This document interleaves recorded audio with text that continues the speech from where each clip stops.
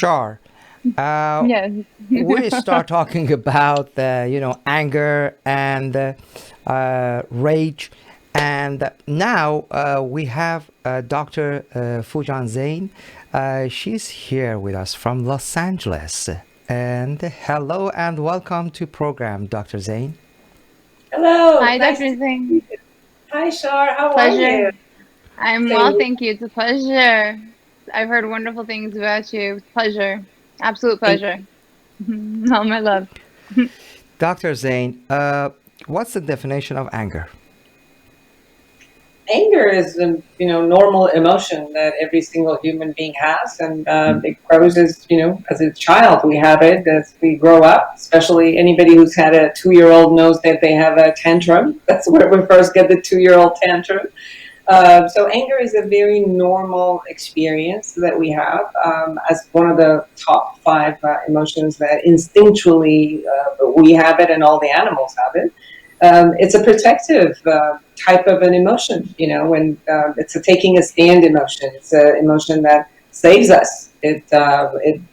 When some threat shows up, we get angry. When somebody comes into our boundaries, we get angry to protect ourselves, to take care of ourselves. And also, it's one of those emotions that also changes itself into the positiveness of competition. Like, someone, what do you think competition is? People get angry and go win. If they need to take care of themselves, they hunt. Men had to get angry and really get strategized to go hunt in order to eat.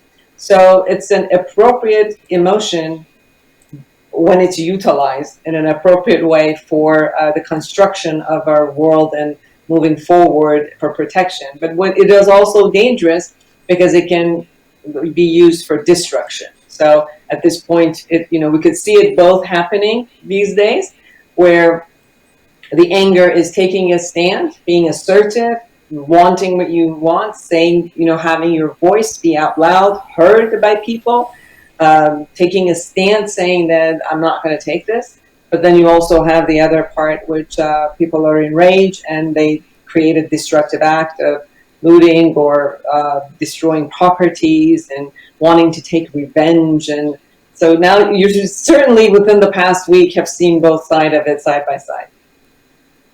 Exactly.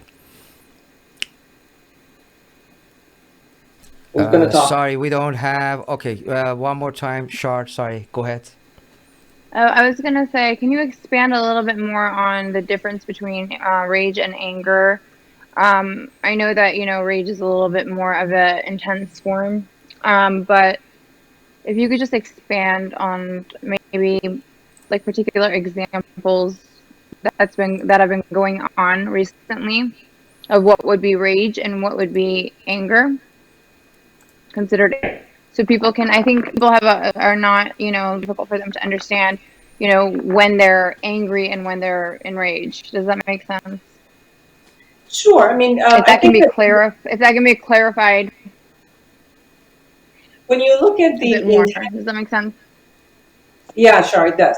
When you're looking at intensity of anger, you can see that, for example, a minor type of the anger energy is annoyance. Like, when we get annoyed, that's anger, but it's in a lower intensity. Then we have Mm, frustration, a little bit higher intensity. Then you have the anger. Then right. you rage, then you have hatred, then that whole piece of puts you in that. But I think that there's also a distinction to know that there's an internal emotion and then how you take the internal emotion and act it out to an outside way of acting and behaving and impacting. You may be Right. annoyed, frustrated, anger, rage, all of that, right? But it doesn't mean that you Absolutely. have to create a destruction act to another person.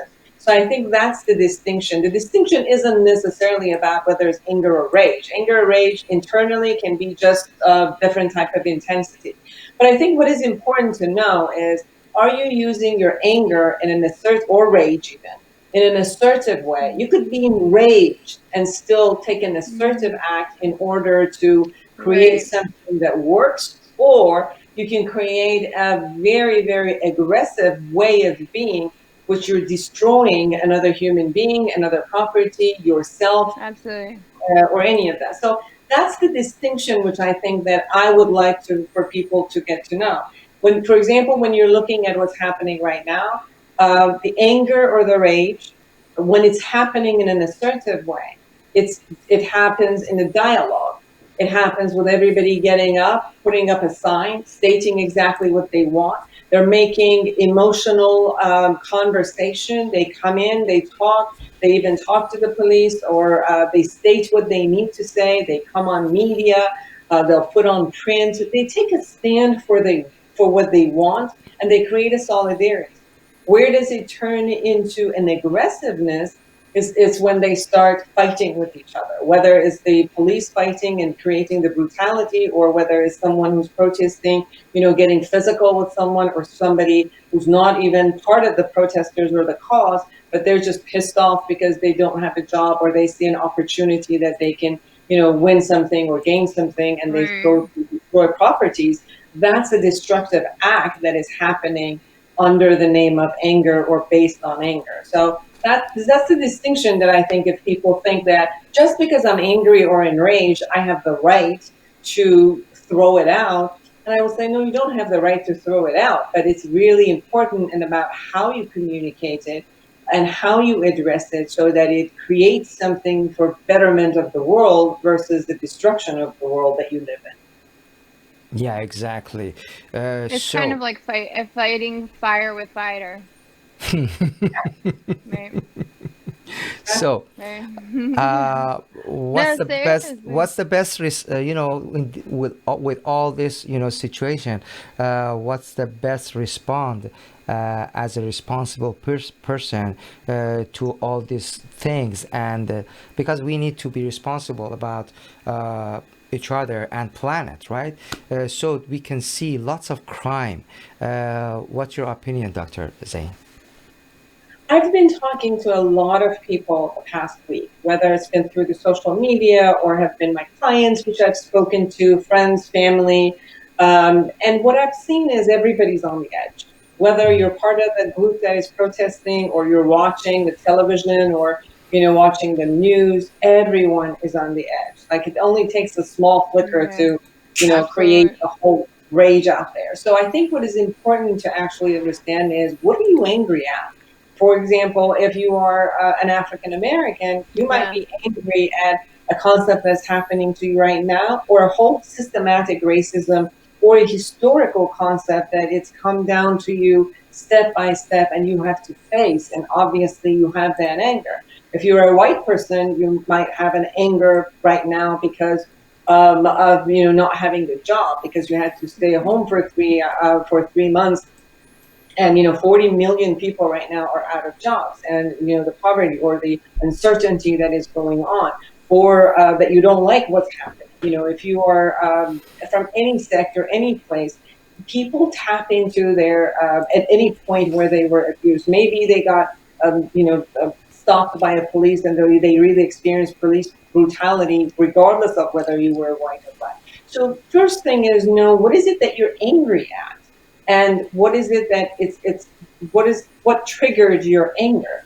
And from that place, look at, is it just because everybody else is angry that is getting you angry, or is it that you have a personal experience of that anger?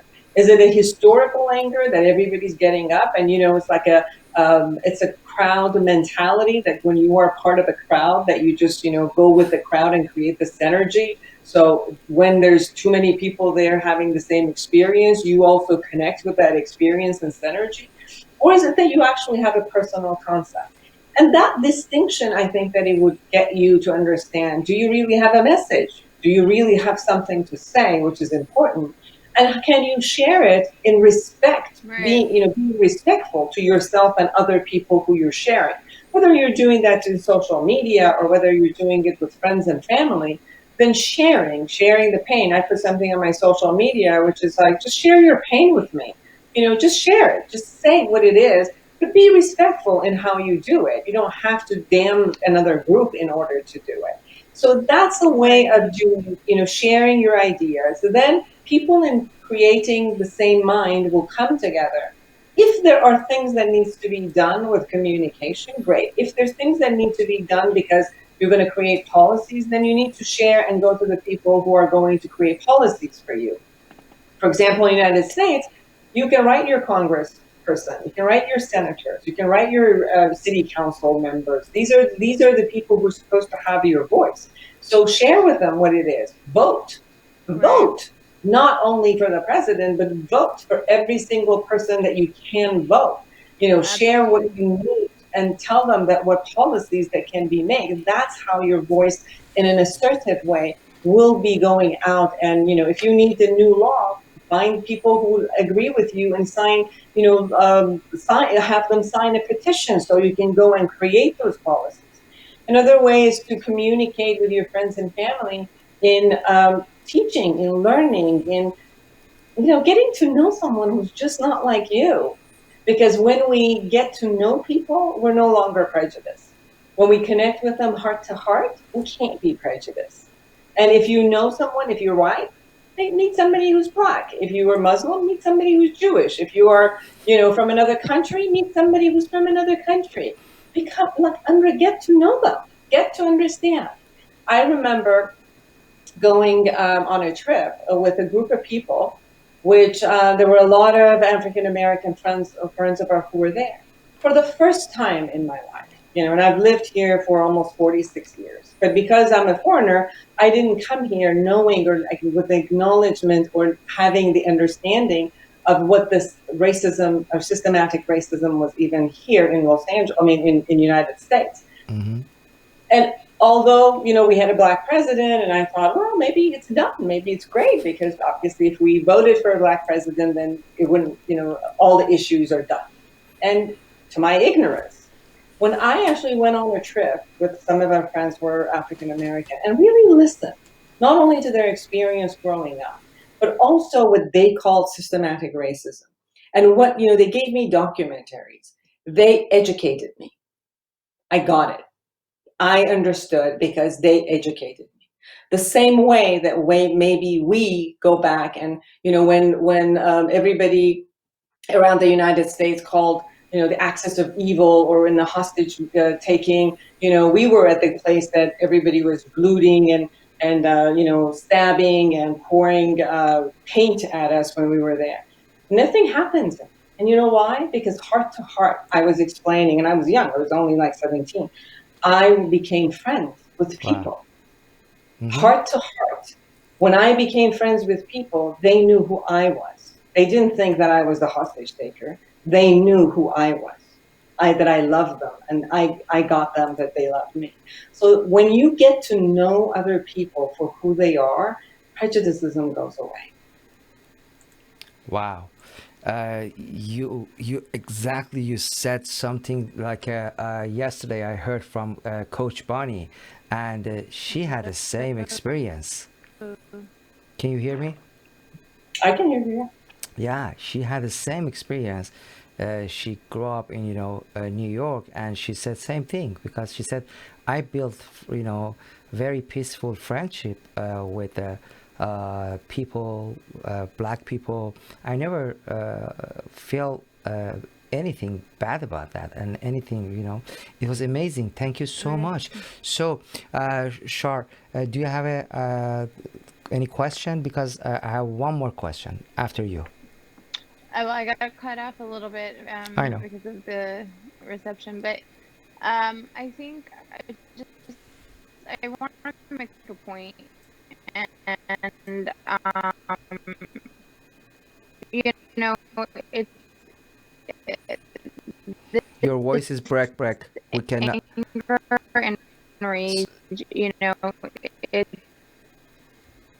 Sorry, we can't. I cannot really understand. goes back, if you think about it, to The issues of live television. Yeah, I don't think that we can hear her. So Yeah. if you want to answer, ask your question.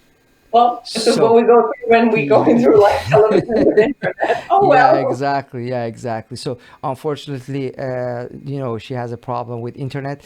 Dr. Zain, uh, what do you? So we, as I said, we can see lots of anger and rage, and different things happen in the last couple of days. What do you suggest to to all these people that are under all this rage and anger? Um, as I said, I think that each person can really look at what is it that they're angry. If they can contribute. This morning I was talking to a dear client, and he was saying, well, I don't know what to do, because at one Mm-hmm. point I wanted to go and I went a part of a protest. And then, Mm-hmm. as the protest became a little bit violent, I no longer wanted to be there. I wanted to pull out, but then I feel guilty. And then I Mm-hmm. feel guilty if I don't show up. I feel guilty if I do show up. And then I don't want to get involved in conversation because I know my father has a different opinion, my mother has a different opinion. Exactly. And that's the truth. Like, people have to find how they can get involved in a cause. Some Mm-hmm. people can create, be involved in supporting financially. Some people can be involved in supporting, because they have a voice. They know how to talk. They know how, they might know people who are policymakers. Some people do it by numbers, because it's very different if 20 people show up versus 2 million people showing up. So many people showing up is important. Just walking and being with other people is important. But there's not one way that a person can create the solidarity or tell the world what the message is, or be behind a message. You can find your way of being behind a message. Can it be through your social media? Can it be through an amazing dialogue that you have with two people? Can it be then you might have two friends who are not necessarily dialoguing appropriately and each have a different position, and maybe you can bring them together and have a three-way dialogue where you can open up the path of great listening and listening from your heart. So each person can look at how they can do this. First of all, find out where you're angry at. Two, what is it that's to the benefit of yourself and the world, in a sense.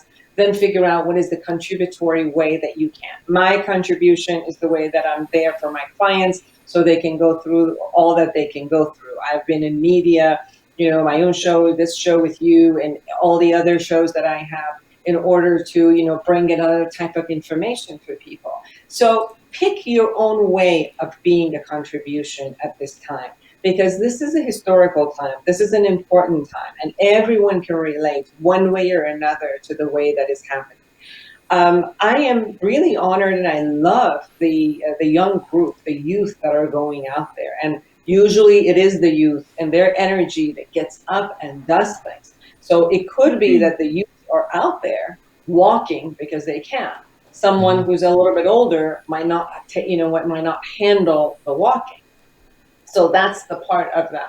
If you're being provoked by someone, whether you're being provoked by their ideology, or you're being provoked because you're walking and somebody's, coming in your face, in any way, if you think you're being provoked, watch yourself and get out of that provocation.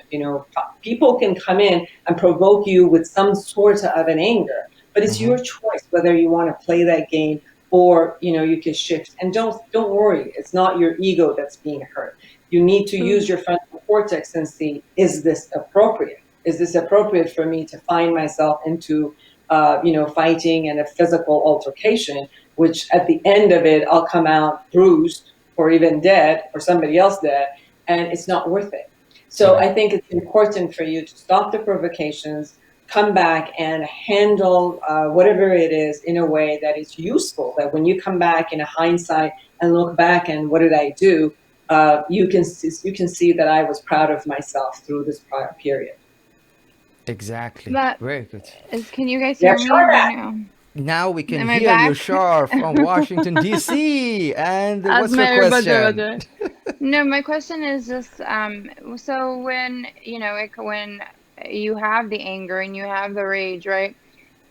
But you're fighting against, or your problem or your dilemma, right, that you're facing is based off of, or stems off of, anger and rage, right? So the act that happened with George Floyd and all that, all this racism and stuff is based off of anger, right? So wouldn't it be a better way to send out a message that, well, okay, if this is wrong, if this behavior is wrong and we don't like it, then we shouldn't be fighting back with that kind of behavior. Does that make sense? Like we should be treating, we should be showing them love versus how to very peacefully, protesting. Yeah, I understand that there's, I'm angry myself, and I'm incredibly angry. I had a Why you're uh, angry, Shar? well, I'm angry because I sent that video clip to you in regards to, Okay, the ways that's other countries, yeah, why other you're angry? countries, because I mean, Why I'm I not was why I'm treated not with hate. angry? No, Okay, it's just can I find out it's why you're sad. angry? Yes, Stop please, fighting, Doctor okay? So, Dr. Zane, please help us. Okay, Char, no, you tell me yes. what you're angry, and then I think Amir, can you hang in there and not jump in until we find out what she's angry at? Therapy here, you guys. Go ahead. Okay. Seriously, I know, right? Can I just express my feelings for a second? Yes, please Go ahead. express your feeling. And then, so I have compassion towards them, and I think compassion, towards all different races. We're all, and even Iranian, all different races. We can't go back to our country because we're gonna get, hate, and we're gonna feel like we're being discriminated against, right? Women, it doesn't matter. And then we can't be here because, like, I was going to Home Depot the other day, and it was the first time in my life where I had somebody make a racial remark to me, even though I had my mask on. And I was stunned, I was shocked. So I can't even imagine, the pain and the agony that goes along with something, as far as death, or as far as something so violent, violence and things like that, that have been continuously happening. However, what I'm trying to say is, when somebody acts a particular way, right, and it's wrong, why would you respond with that same behavior if you're trying to correct it? Does that make sense? Yes, it does. Let me explain to you that sometimes when some group is bullying you, Right. and you explain to them that this is not okay, and they bully you again, and then you tell them this is not okay, and you try to be kind to them, and they are, for whatever reason, they are committed to utilizing anger and dominance over you. Many times, the anger that shows up in order to protect us is rising above that dominance. I've seen that in domestic violence, where if one partner was being, dominating another one, bullying them, physically attacking them, just by that person many times saying, please don't, I love you, please don't, it doesn't stop. Many times they had to be reported, and for them to go to, maybe get arrested and go to the jail one day and get the consequence before they would understand that this is not okay. When you had the bully at school, many times you had to have the disciplinarian action to come from another authority in order for them that that's not okay. And many times the person had to finally get up and say, yelling and screaming and saying that it's not okay. So sometimes Right. you need to raise your voice, and you need to have your anger rise above the just kindness at that point to stop. But when you Right. are creating, hold on, when you create the stop, then you can go back into healing moments and creating the love and openingness. I do understand that I you're see what saying you if you don't agree with the behavior, why would you do that? Why Right. would you do Exactly. the same? Yeah, I get that. But I'm also trying to explain to you that sometimes when somebody is being a bully, that you're not going to be able to hold on.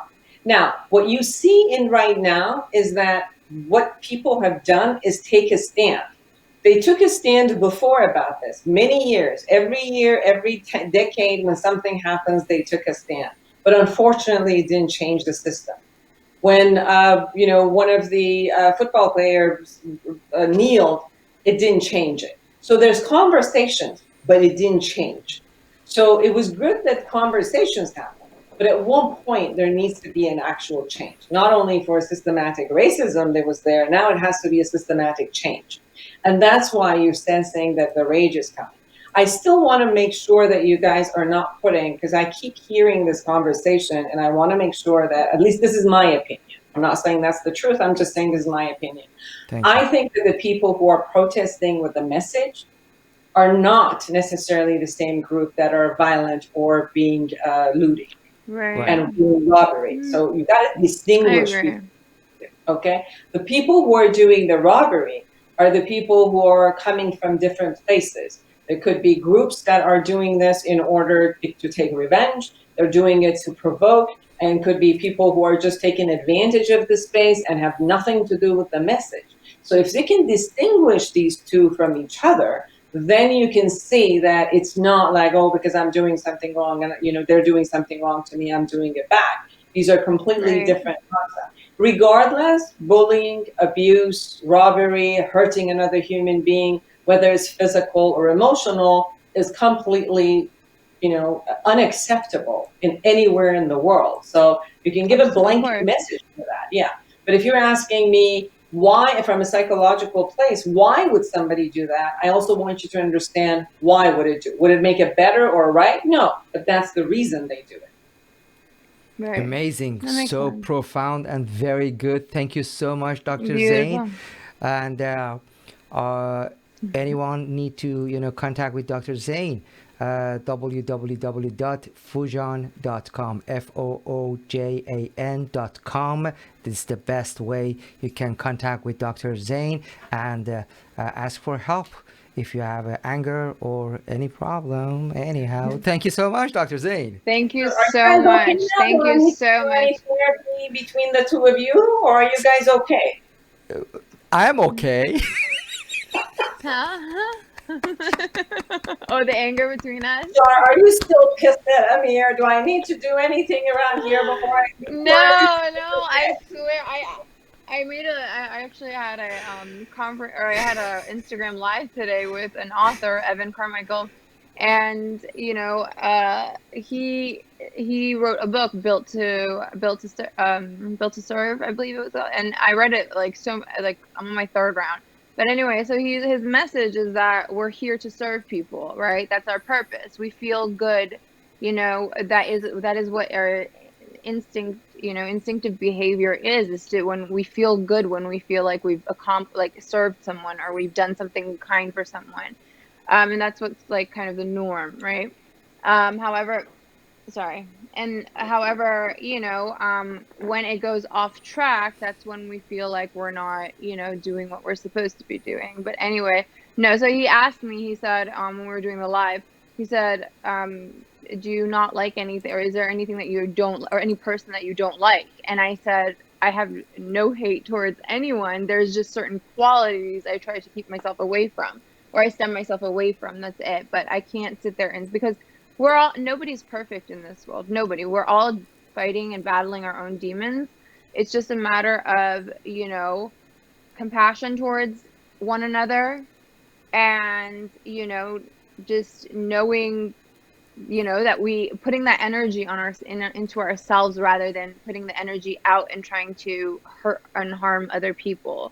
And I think that is kind of the basis, of where bullying comes from, or where, for instance, in Washington, D.C. the other day, when, there was innocent protesters who were just, silently protesting outside of the White House, and they were, attacked with smoke and all those, like, just to make the president. I mean, it was ridiculous. But so, We need more you know, compassion, we empathy, need more compassion. and Well, be well, together I think compassion and understand compassion is each other, listen to each other, right? Listen.